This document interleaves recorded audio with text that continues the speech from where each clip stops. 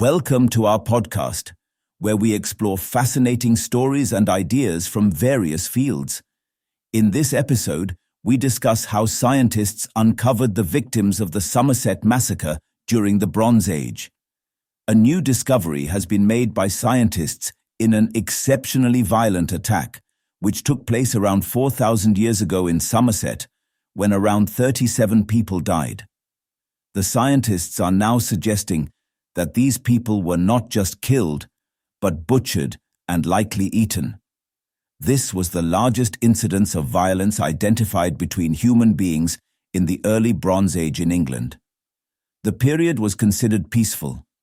The bones of the victims were discovered by the caverns in the 1970s.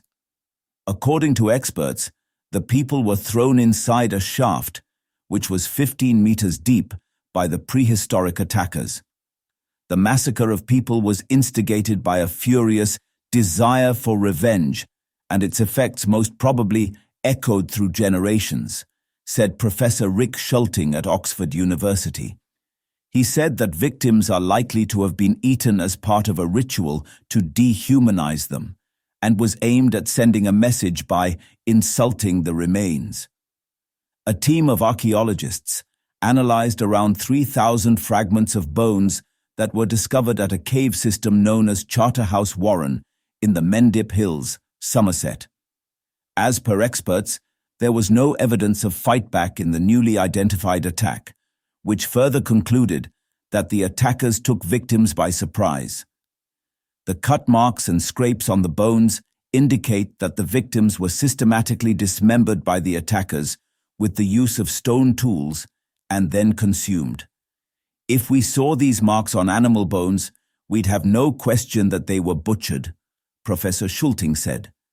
As per scientists, hunger was not the reason behind this cannibalism, as the fragments were lying alongside animal bones, which indicated sufficient food. This is the first documented case of extensive dismembering of the bodies in this era.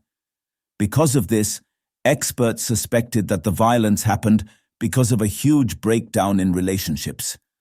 This was something exceptional.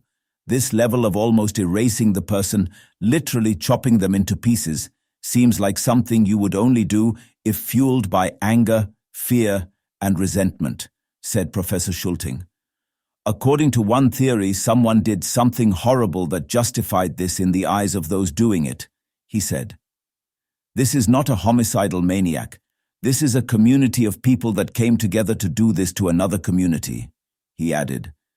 He said that a culture of honor may have led to the attack.